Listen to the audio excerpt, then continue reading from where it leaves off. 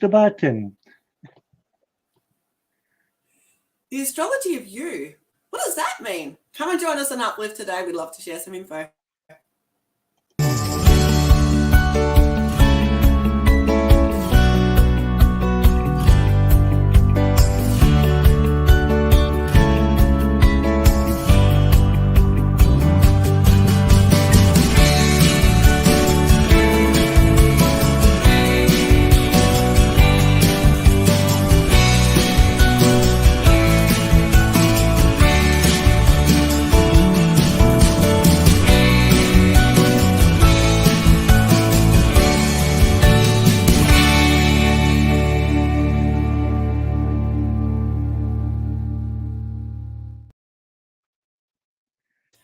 Good afternoon, good evening, good morning, and welcome to Uplift. Wherever you are joining us live or in replay, we know that we appreciate you.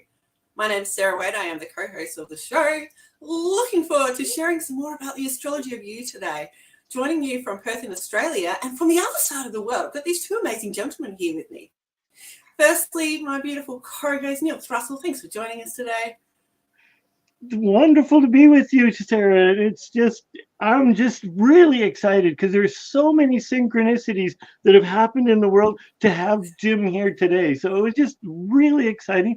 And as Sarah said, my name is Neil Russell. I am the co-host of The Uplift. I am an author. I am a wannabe athlete, and I am an author. And I'm so excited to have Jim on this show with us. Oh, I'm excited too. So Jim is joining us from Sonoma County in Northern California in the States, and he's got a lot to share. But first, let's just say hi. Welcome, Jim. Thank you. It's a joy to be here. It's a real privilege. Thank you. You're welcome. We've named the show The Astrology of You. I'm curious, what on earth does that mean? Can you shed some light? You know, there's so many different systems of astrology in the world. Every culture has its astrological systems. And so I just gravitated toward Western tropical astrology, which is the kind of astrology that's most known in the world. There's also Vedic, Celtic, African, Chinese, Polynesian. All the cultures have their own way of synchronizing and harmonizing their lives with the stars. But the astrology of you is, my approach is self-realization, maximizing one's potentials in this life, in the here and now. I don't market myself as an astrologer who makes precise predictions. But the interesting thing about that is the vast majority of my clients, when I come in contact with them later down the track after a reading, they invariably say something like, mate, everything you said in the reading, it happened. And I'm like, cool. There's a bunch of different ways I can explain how that happens, but all I know is that it works and that my focus is on maximizing my clients' potentials in their life, getting after what they want to do in life, minimizing the delays and the obstacles and the restrictions and the hiccups and the speed bumps along the way. So it's really about person-centered astrology. Cool. And as I alluded to, there was... Is that what's... Go. Go, Neil.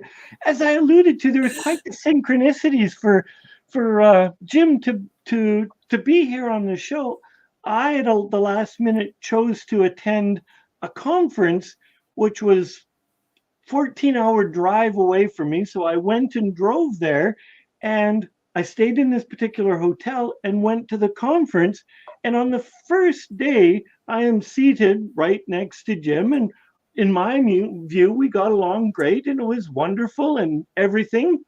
And then we parted ways. The day was done. The next morning, I'm in for breakfast and I'm like, this guy looks familiar. Jim? And we discovered quite by accident, happen chance, that we were in the same hotel. And because we've got along and had such a great bond, Jim was supposed to go running, but he forsake his run because we had too much of this going on. Can't Yeah, it imagine was that awesome. happening. And thanks to you, Neil, you gave me a ride to the conference that morning and the next morning. Yeah. So you talk about the astrology that you just mentioned. So what is that? What is, in a simple definition, what is astrology? It's a system of correspondences. The whole universe that we live in is nothing but a bunch of energies. There's stellar energies being radiated off individual stars. I'm going to do this so I can just look into the camera. There's stellar energies. There's galactic energies. We actually have a galactic center of our Milky Way galaxy, right? They say that in one split second, our sun, which is a star, emanates more solar energy that it could power the entire world civilization for, I don't know, it's a long time in 1 second, if we could harness all that energy. So there's stellar energies, right? There's wavelengths. There's the electromagnetic spectrum coming off the stars. And then I like to say that the planets act like step-down transformers of this energy, much like tidal barriers break the energy of the sea so that you can have a safe harbor. You can have a marina for boats to come in and park. They make a breakwater, right? And so the energy of the waves coming in off the sea hits that breakwater and is diverted.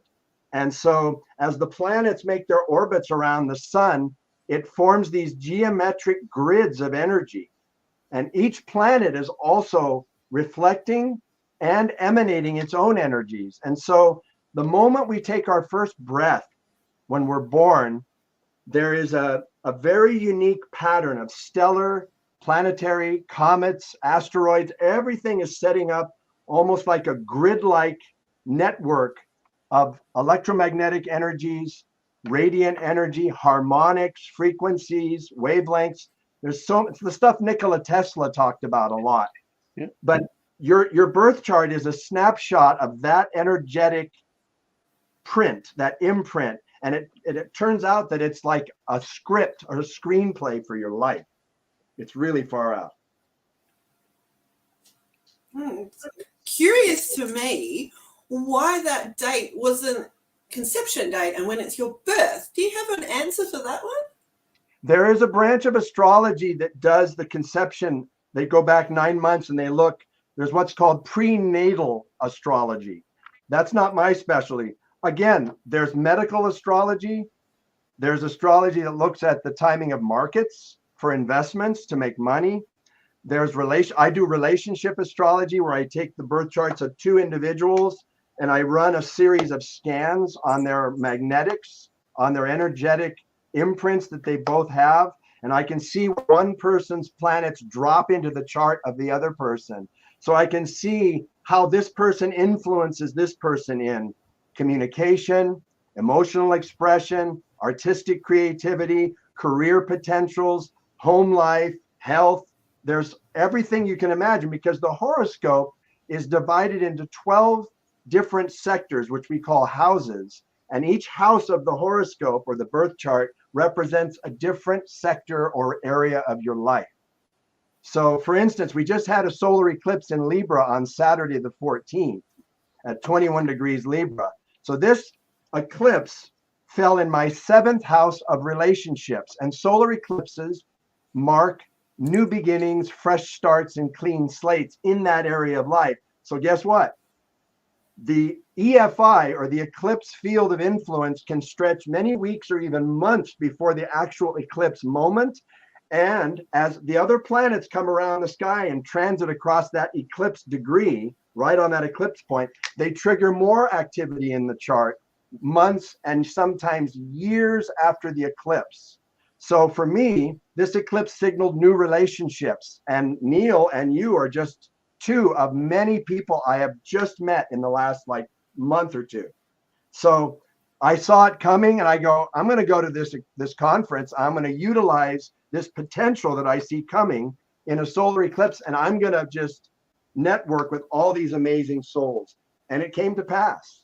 So astrology is a lot like a surfer waiting when a good point break wave comes in. They see that swell coming. They get out there on their board and they paddle out and they position themselves to catch that wave.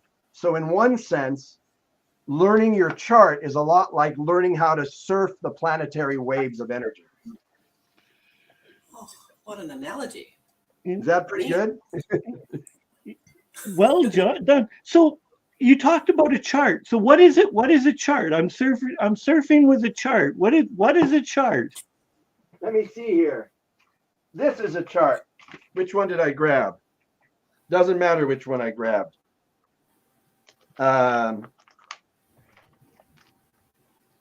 This is what a chart looks like. See those? Here, let me to get it the out. uninitiated, that looks like geometry. A big part of astrology is geometry. It's the geometric angles. Okay, so the planets are the actors in the play. The signs that they're in, right? Aries, Taurus, Gemini, Cancer, Leo, Virgo, and on around the wheel through Pisces and back to Aries. Those are the set designs. Those are the sets on the stage where the action takes place. And the angles form the geometry that's formed between all those different planets, right? That's the dialogue that those archetypal energies are having with each other. Now, you mentioned at the top of the show about synchronicities. I wanted to tune in with Sarah for a minute. I was living in Australia for a year down under in 1994 and 95, and I happened to be in Byron Bay. That's where astrology discovered me. And so that's where I learned this language, this ancient symbolic language. Other symbolic languages are mathematics and music. So in my own life, I was at an international music festival when I was 15 years old with all these bands from around the world, and we couldn't speak each other's languages. There were kids from Japan, from Italy, from France, from Germany. I couldn't speak, but we were all playing the same piece of music. And there was this conductor conducting this massive band with like 1,500 musicians. And at the end of the performance, we were all crying and hugging. We were so moved because we had transcended our cultural differences through this universal language of music. So similarly, just like mathematics, astrology is a symbolic language, like Egyptian hieroglyphics. The symbols have so much meaning. And each planet carries all these different meanings of what the planet represents. Then you get the houses, and then you get the signs of the zodiac around the outside. And then you dial in the geometry, the mathematical spatial relations between the planets. And they set up these harmonics as they orbit. And they form grids of energy that influence us. And everybody knows on a full moon that psych wards and jails and hospitals tend to be overbooked with people, right? On full moons, we know that. That's just one mundane example, but it's vast. It just goes on and on and on. So it's really cool. And I've been studying it for those 30 years since Australia in 94. Oh, well, we were pleased to have you back then, and we are pleased to have you now. Okay, so I love that our viewers have shared that, the way that you explain things is just so understandable. So thanks for joining us, Dylan. We appreciate you. And thanks for giving Jim some props. Neil. Oh, I just saw that. I had my glasses off. I couldn't see Dylan. Thanks, Dylan. Yeah. So everyone knows astrology is just a bunch of old men sitting in there and rolling dice and making stuff up. Because in order to have all of this knowledge, you must live in a mansion. Or is all of this now online and computers? Is computers helping you? Or do you have the dusty old tomes and the you have to go to the city library and pick up this ancient tome? Use an abacus. That's a great question, Neil. Before the advent of the personal computer, all astrology charts were calculated by hand using an ephemeris, which is, like you said, a giant reference manual with all the positions of all the planets for 100 years, for every hour of every day of every week of every month of that 100-year time. And so they would get with their charts and they would use these things and they would construct the circle and they would extract the degree points of each planet. It took them forever. A good astrologer can cast a chart by hand in anywhere from 20 minutes to an hour, depending on their skill. We're spoiled. I'm spoiled rotten. Now we have apps on our cell phones. We just punch in your birthday, the city where you were born, and the time you were born, and boop, it generates a beautiful chart. And then from there, I use state-of-the-art, professional-grade astrology software, which enables me to do all kinds of amazing things with a person's chart. So yes, in the old days, they did it by hand. People like Leonardo da Vinci, Galileo, and Benjamin Franklin, who's got his signature on the Declaration of Independence here in America, they were all very accomplished astrologers. In fact, President Teddy Roosevelt used to keep his horoscope, his birth chart, mounted on a chessboard in the Oval Office, and he used to consult it every day.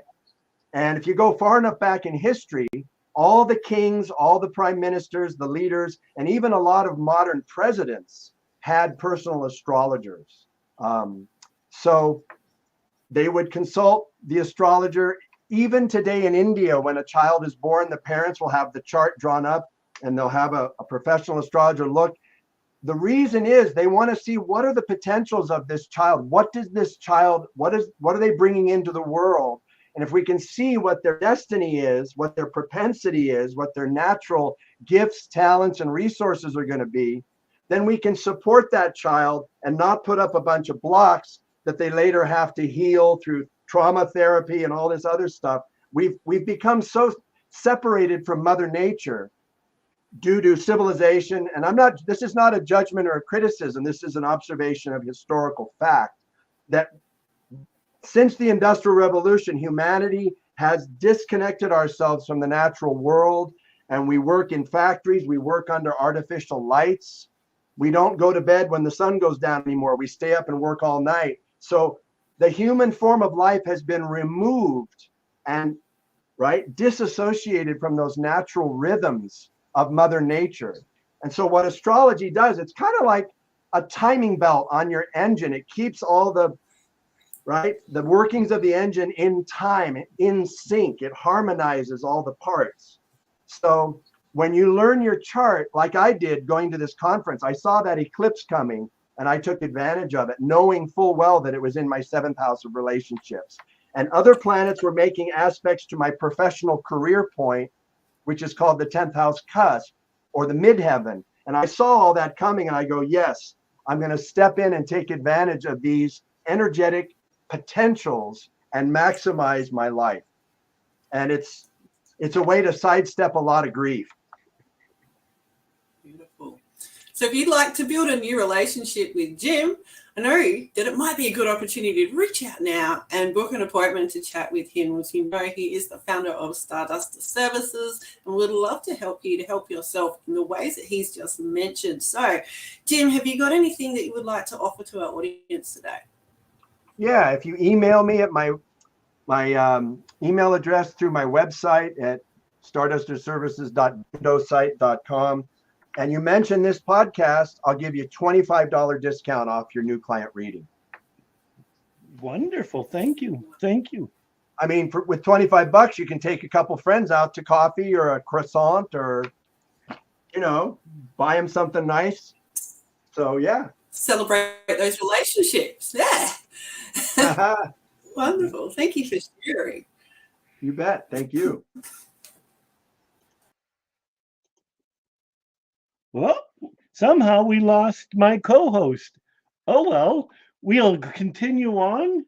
No worries. So, Jim,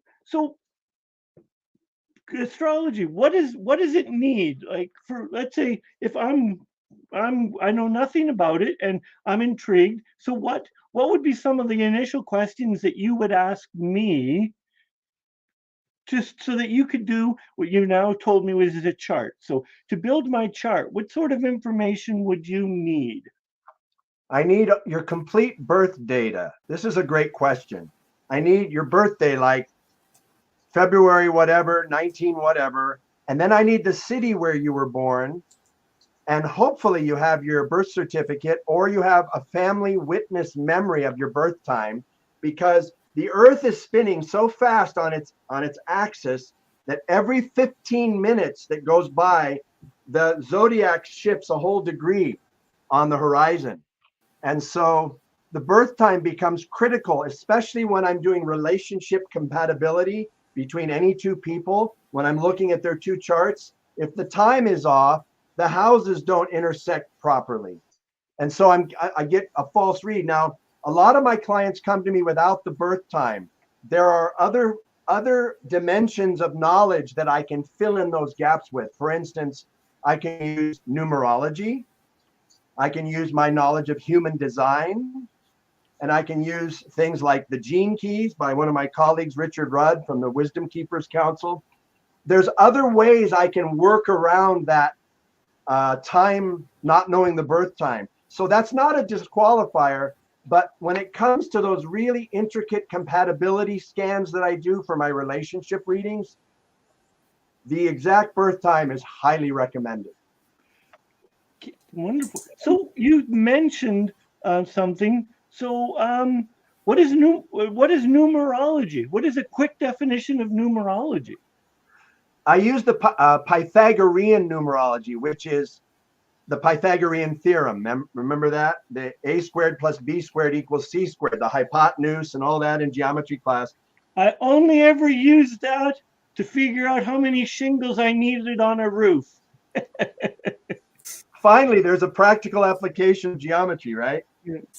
Well, I like this. I like the life purpose system by someone that you know, Neil, Dan Millman, the author of the book Way of the Peaceful Warrior that later became the movie with Nick Nolte. He also wrote this fabulous book. I have it somewhere in my other library, The Life You Were Born to Live.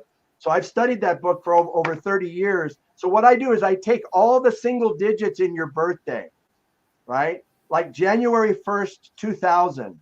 1 plus 1 is 2 plus 2. That person is a 4. I'm a 303. When you add up all the digits in my birthday, you get a 30, and then 3 plus 0 equals 3. And just from that information, I can tell you all about your life, just from those numbers, because I've studied numerology for decades. So when a client doesn't know their exact birth time, I'll fill in those gaps with another ancillary system of knowledge to beef up the knowledge of the reading. I work around it. Cool. Nice. So say, for example, I knew the hour that I was born, but not the minute. Would you then substitute the numerology and sort of take away the hour? Is that how you would work that? No, we can still use the hour. If you can get it down to within 1 hour, then I can look. And if your rising sign is right on the cusp between, say, Cancer and Leo, a Cancer rising person is totally different than a Leo rising person. And I can ask you very simple, direct questions about how you express yourself, how certain situations make you feel. And I can tell right away what your rising sign is just by those questions. Then I can interpolate. And I can say, she's a Leo rising. Leo rising likes to be noticed. Leo rising likes to be the center of attention. They like creative self-expression. They tend to be dramatic, right? They go into the performing arts. They like to be noticed. Whereas a Cancer rising person is more of a homebody. They're more interested in nurturing other people. They're like the mama bear, right? People I know who have a Cancer rising. When I say Cancer rising, it means the moment you were born, the constellation of Cancer was rising on the eastern horizon. And the exact degree of that sign is what we call your ascendant. And I have an entire book. In fact, I have 2 books written just on the ascendant. So astrology is as general and as broad or as specific and as exacting as you want it to be. You just got to do the work. And I've been doing this now 30 years. And after even 30 years, I'm a total novice, and I'm just now starting to get a hang of it, because I know astrologers who can just it's like they've been doing it for lifetimes. So it's an eternal academic discipline. It's an intuitive art. It's an amazing system of self-realization. So I knew Sounds that. good to you. Reach out. Yeah. So I sent you my birthday. So let's talk about Dan Millman stuff. So what was I at 20? I don't even You're remember. you're 27.9, as I recall. That sounds right. And so for those that are listening, what is a 27.9? And this is just under one of the systems that Jim was talking about. This is Dan Millman's uh, book, Life Purpose book. And so under his system, 27.9, what does that say about me? Okay, can you guys see this 27 and 9? Yes. Okay, so basically the first third of your life, when you were younger, you were working on the energy of 2, which represents cooperation and balance. So when I see a 2 in the birth number, it means a person was used to getting their own way and being independent, being a lone wolf, kind of going off and doing their own thing.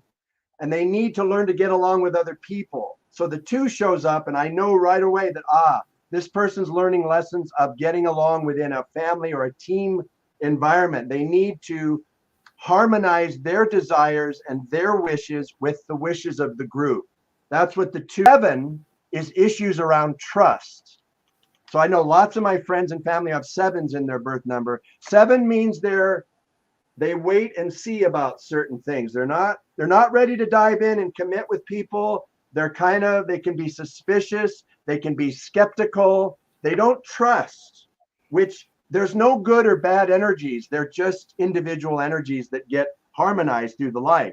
So 7 is trust and openness. So they're learning to trust and have faith and open themselves up to life more. And the 9 is definitely you, Neil. It's integrity and wisdom. So when we see a person working 9 energy, it's all about doing the right thing, being real and saying what you feel, being free from hypocrisy and duplicity. In other words, meaning what you say and saying what you mean, and being a person of your word. Integrity, right? And wisdom. You're naturally drawn to systems of understanding the human psyche. You're interested in pursuing systems of thought about the principles that guide the entire spectrum of humanity.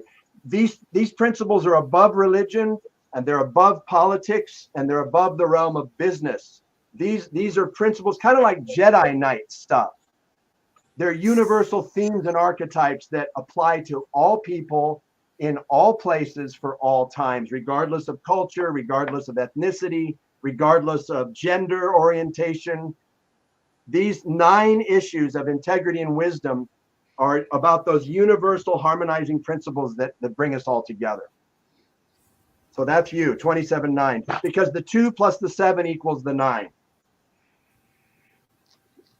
Thank you. As you can see, I'm a 303, and 3 represents expression and sensitivity. So as a kid, I was always getting interrupted. My parents were always, not now, Jimmy, not now. I would get all excited to share something at the dinner table like this. And they go, not now, wait. And I was always, "Argh." So it's like that frustration built up. So I became a high school teacher and a varsity football coach they had to listen to me. See how you can see the arc of a person's evolution based on their childhood experiences with those numbers. So the 3 for me is, I'm built to express, I'm built to communicate, I'm built to share information with people, I'm built to learn and share, inspire, motivate, and uplift people. I loved coaching varsity football. It was a blast. And after I started as a varsity football coach, I noticed I slept so much better at night because I was able to get all that energy out with those guys on the field, right? So it was like, Yeah. And it's beautiful because the 2 for me, I'm hoping one of my sisters is actually listening to today's podcast, because I had 2 older sisters that were, as siblings, they weren't bullies, but 2 very dominant women, and they wanted it their way. So I had to learn to be, because I wasn't a girl, so I had to be my boyhood, and learn to stand up to my 2 older sisters and find the way through it. Right. But that forced you to learn cooperation and balancing your needs with the needs of the family unit or the sibling unit, because every relationship forms a unit, whether Yeah. it's in partner, business partner, colleagues, co-workers, parents, children, lovers. There's so many different relationship units. And then those units have a chart all to themselves. I can take the birth chart of two individual people and combine them into a composite chart, which represents the energy of the relationship itself. And then I can run the planetary transits or the motions of the planets in real time over the relationship. And I can tell them when they're going to get their house, when they're going to have challenges in this different area and that different area based on the relationship energies. So we call that the composite chart. So again, that's where those birth times, those exact birth times off the birth certificate or family witness memory, those become vital, because otherwise I'm getting a false reading. I like to tell people astrology is a lot like medicine. You don't feel well, so you go see the doctor, and the doctor sits down and he says, so what are your symptoms? And you said, I have insomnia, I can't sleep, my back, there's lower back pain, and I'm burping up gas and this and that. And based on his experience, he correlates those symptoms with what he's learned in, or she, what they've learned in medical school. And sometimes if they don't know, they'll go to their manual real quick and it says here, blah, blah, blah, blah, blah, blah, and how's your diet? Okay, and are you drinking or smoking cigarettes? Okay, are you taking medication? And then they're correlating all this, right? And then they can come back with a diagnosis. Similarly, I can look at the chart and I can ask, I can say, oh, Venus just entered your 7th house. Have you recently met someone? How did you know? I just had lunch the other day and this guy started talking. I go, yep, Venus is on your 7th house cusp. That's the significant relationship partner. Oh, Venus just entered your 10th house. Are you applying for a new job? How did you know? Because Venus. So it's like symptoms versus what I've learned in the texts versus what I've studied over decades of experience reading hundreds and hundreds of charts. So I like to say that astrology is a lot like medical science in that sense of symptoms and common causes. In fact, in India, still to this day, physicians have to have a background in astrology before they get certified. All the great physicians in Vedic India were also great astrologers, all of them. Interesting. So, yeah, and it's coming back now. There's a lot of Western astrologers who are learning medical astrology. It's mind-blowing how accurate it is, predicting, pinpointing disease, even injuries. It's mystical stuff.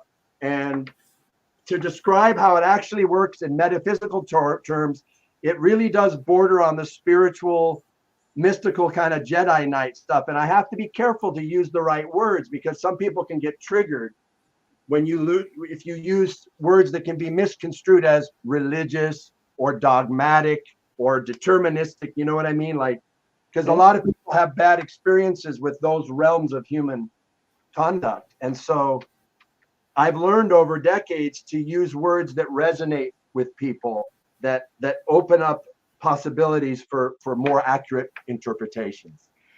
So you mentioned in the beginning one of the other modalities that you can call upon is human dynamics. What is human dynamics? Oh, human design. Yeah, sorry. Yes, that's what it was. Yes.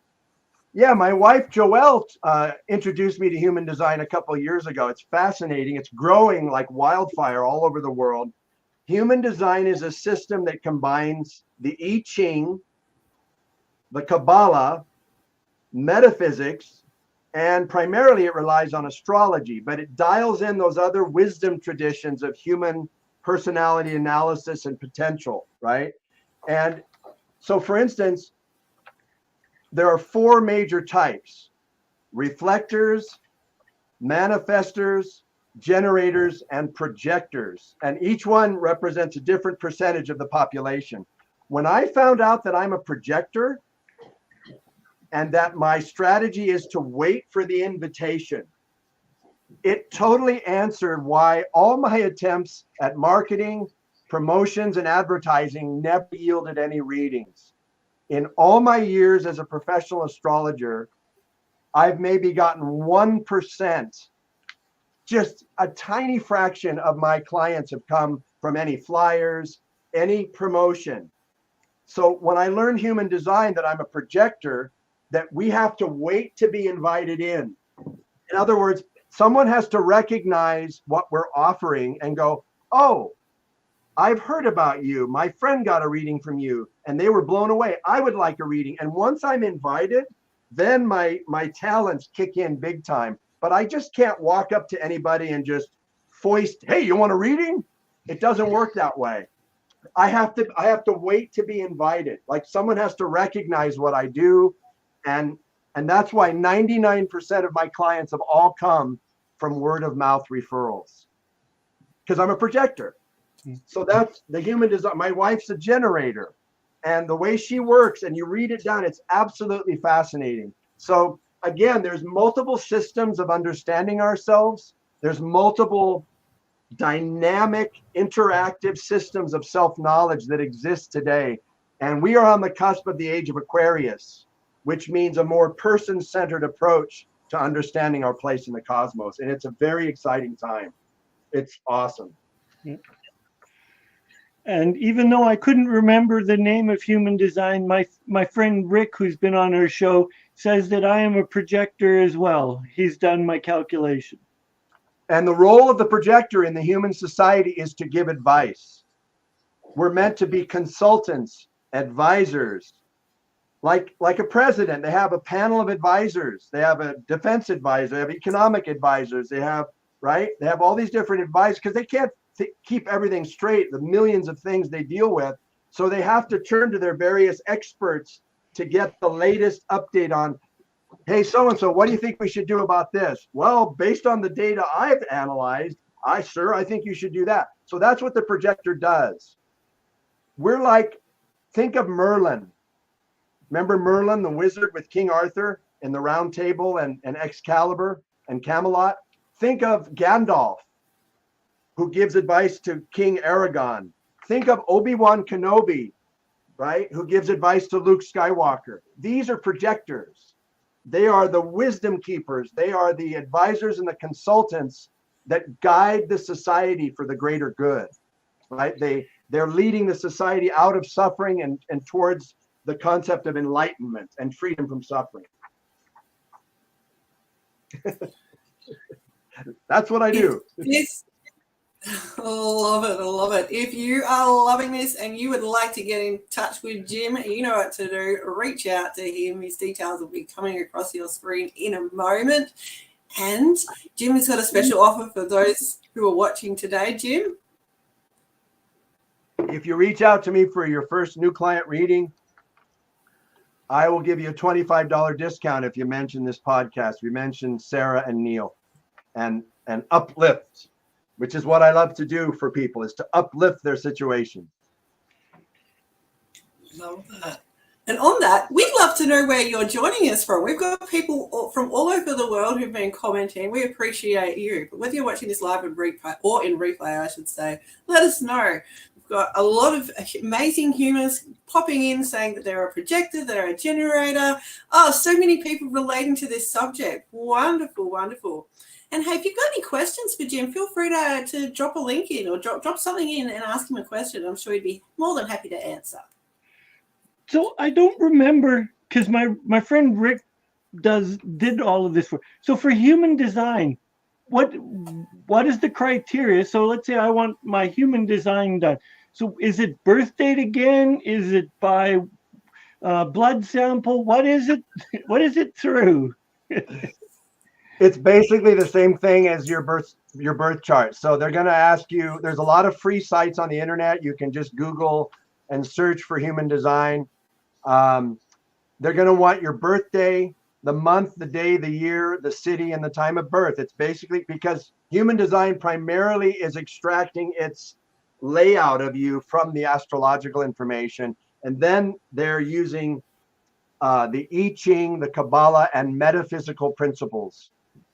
So Yeah, same information as a birth chart. Okay, that's wonderful.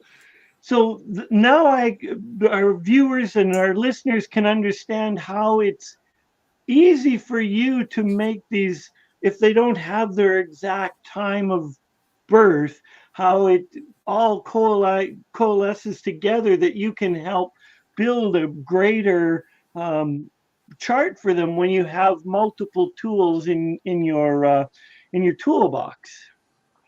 It's again, I come up with the analogy of medicine, of a physician or a doctor. They take your blood pressure, they take your pulse, they take your blood samples, they run blood tests, they have you step up on a scale.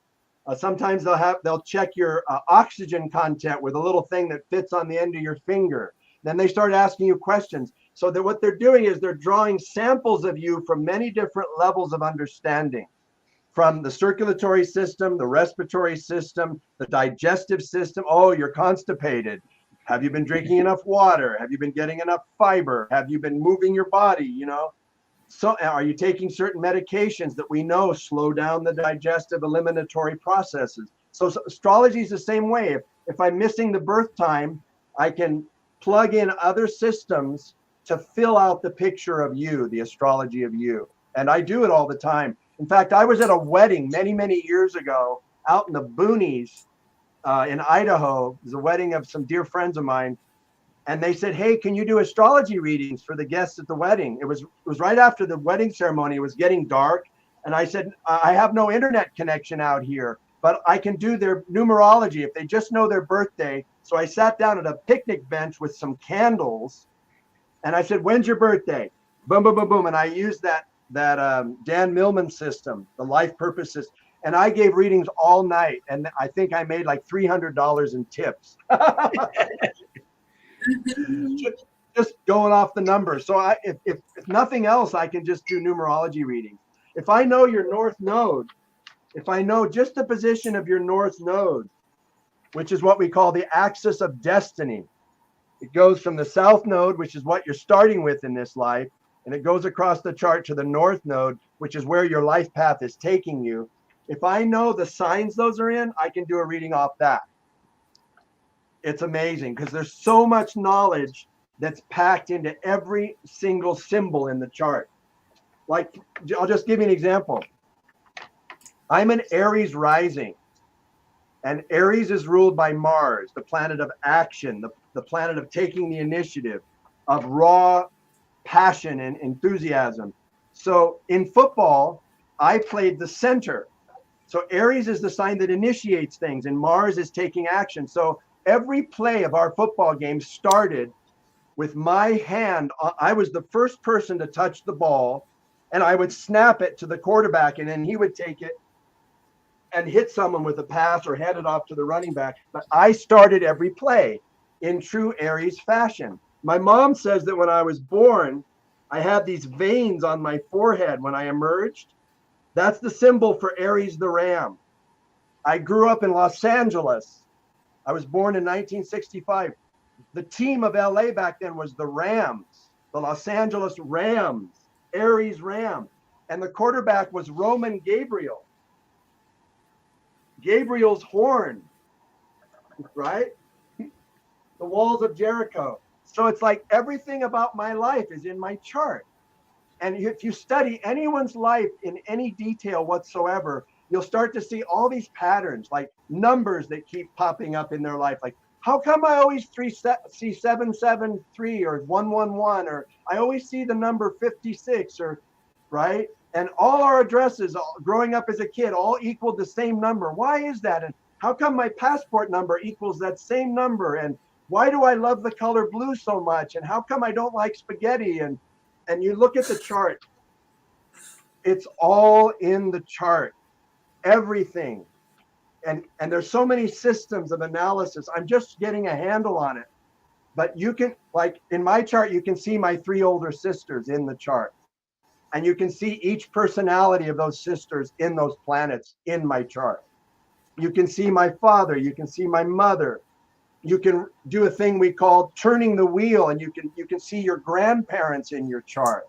your uncles and aunts and your cousins, and it's all okay. The reason it's so complete is because there's something in life called holographic, holistic, right? In the whole are all the parts, and in each part is the whole.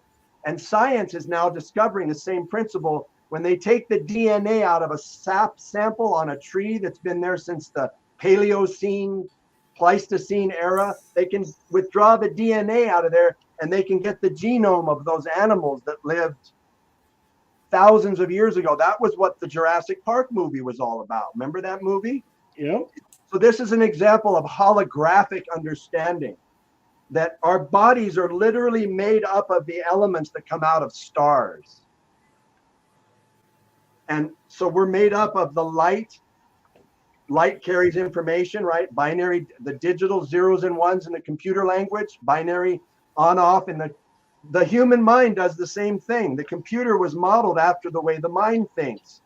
In Sanskrit, it's called vikalpa sankalpa, accepting and rejecting. So if you look at a motherboard inside a computer and you look at the electrons shooting through that processing chip, it's a series of on, off, accept, reject, accept, reject. And this is the oscillation of the human mind, which sets up polarities and dualities, which you know from our accelerated evolution practices, that we're trying to neutralize these polarities and come into the stillness, the center point, right? The balance. Libra, we just had a Libra solar eclipse. It's all about finding balance. We don't want too much of this. We don't want too much of that, right? You see the world split into these polarities, these dualities of Republican, Democrat, pro-life, pro-choice, pro-guns, no guns, open the border, build a wall, us versus them, capitalism versus communism, Palestine versus Israel. All the world's problems are because people become identified with temporary phenomena and they think it's their fault. We got to go kill them. It's us versus them. Well, guess what? An eye for an eye makes everybody blind. We can't see. So that's what we're trying to do. We're trying to transcend these dualities to the plane of wisdom, because wisdom has nothing to do with religion. Wisdom has nothing to do with politics. It has to do with universal principles of which we are all a part. Huge. So I've got a question then. You've mentioned that astrology is like medicalness.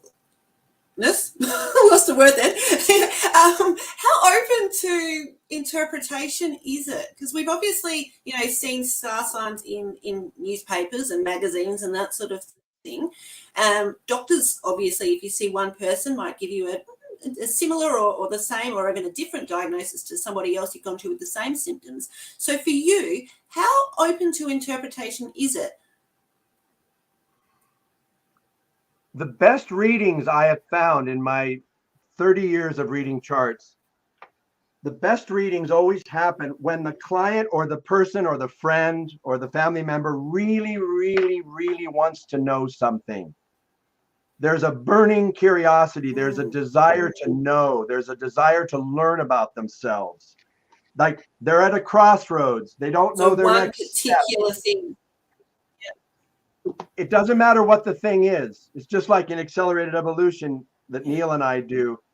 The issue is not the principle. It's your subjective experience of what's going on that really is. It's the polarity that's set up in your mind. But I have found that when my clients are really enthusiastic and curious to know about themselves, and they want to get an answer to something that's really got them stuck in their life. And so they're naturally open to suggestions. They're like, I've tried this, I've tried that, nothing works. And now I'm coming to you. What do you see? Tell me, I want to know, I want to get to the bottom of this. And the three general things that people usually come to me are relationships are the biggest one. Career and finances are the next, and health is the last. But usually it's they have a relationship dynamic going on with another person. They want to figure that out. And so I can read them individually, and then sometimes they'll come back with their partner and I'll do a relationship compatibility reading. And it turns their relationship in a whole new direction, because they realize, oh, that's how you hear me. When I say this, you hear that. Yeah, oh, I didn't know that. Well, now that I know that, I can communicate to the way you hear me, and I can get effective transference of communication. And as soon as people start communicating clearly, their hearts open up, the barriers drop, the resistance, the defense mechanisms we all carry, the armor plating over our hearts melts away, and they can actually feel the warmth of that affection and that love and that concern. We get all that static out of the way. I mean, 90% of problems are a breakdown in communication. Yes, Jim, and if you would just do it my way. Exactly.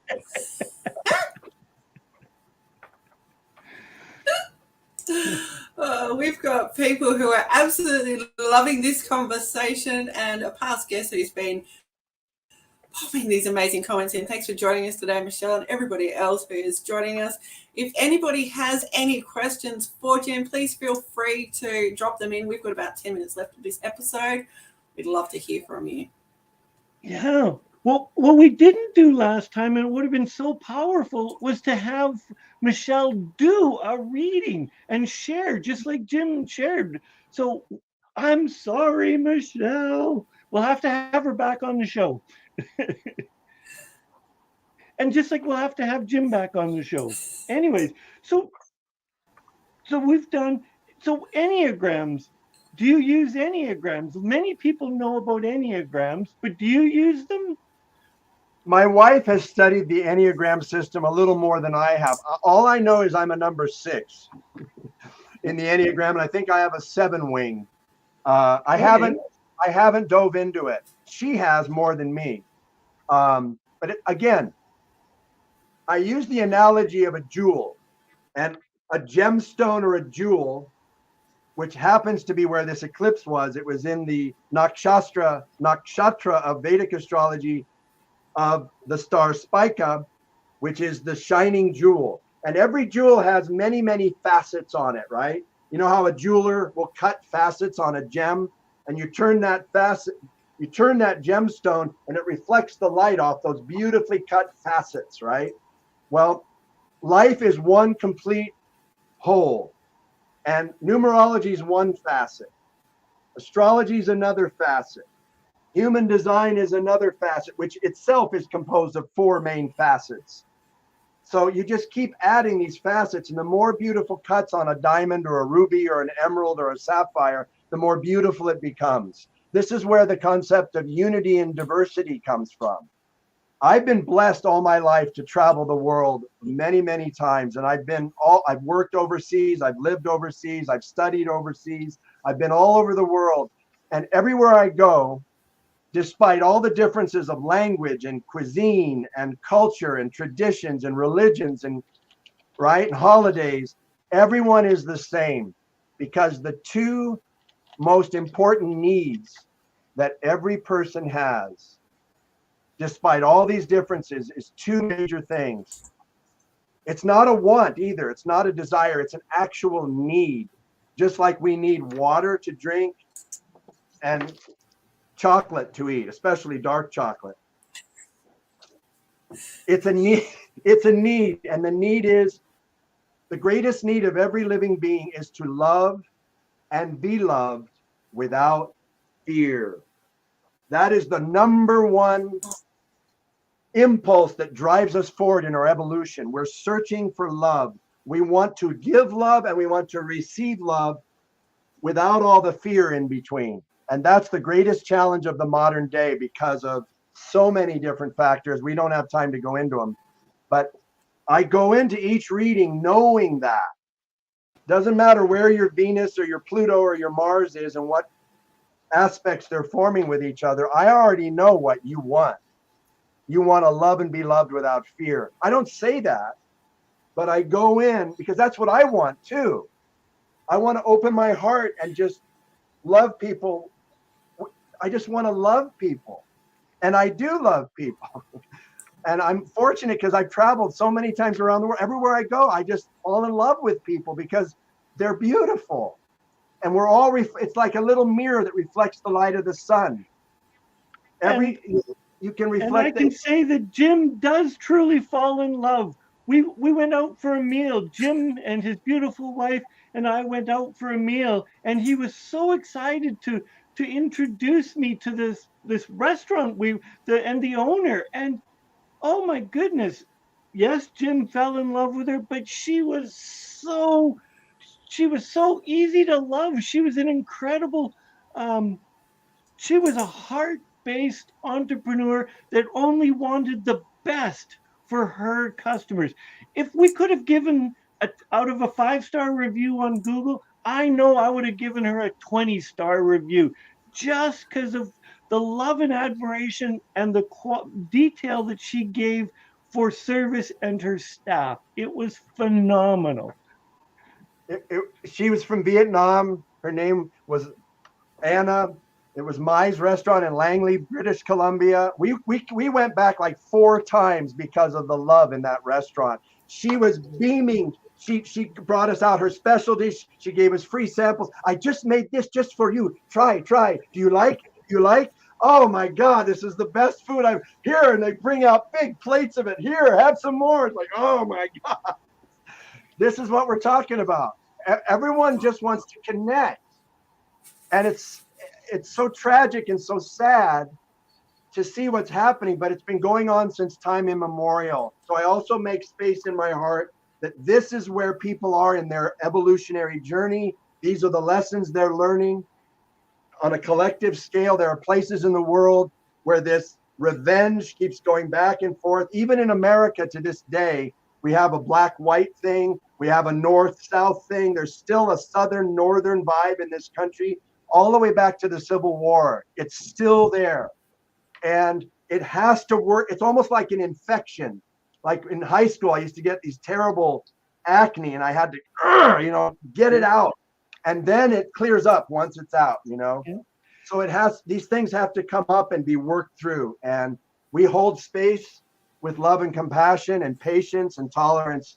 Just everyone's right where they're supposed to be, because we are sovereign beings with choice. We have free will, but we have to be empowered too. We have to be reminded.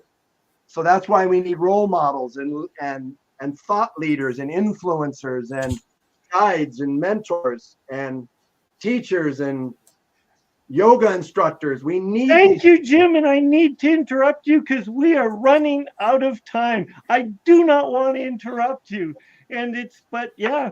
So I would like to leave us with if you were a returning client to Jim, go back and get another reading. If you were a first-time client, go take the $25 discount and get a reading and share some of Jim's enthusiasm for life.